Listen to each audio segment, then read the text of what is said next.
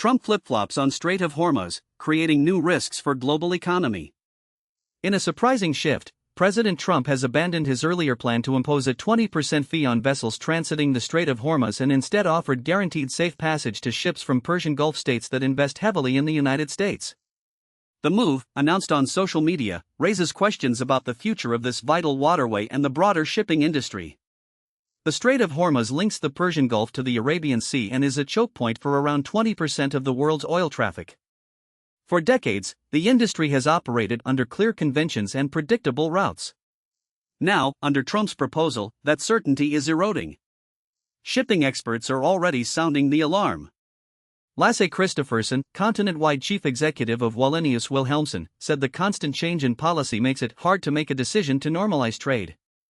Jacob Larson, chief safety officer at BIMCO, warned that the new policy could prompt other nations to monetize the waterway, leading to higher transportation costs and inflationary pressure on consumers. The trade investment approach could also undermine international maritime conventions, Larson noted.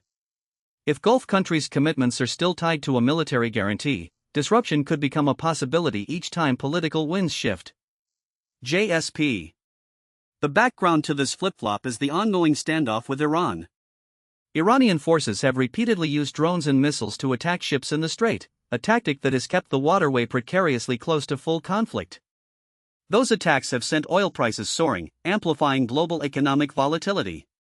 Trump's decision to replace a Strait fee with trade deals is untested and leaves many unanswered. Which specific Gulf states will be involved? Are allies outside the Persian Gulf, such as Japan and South Side, there?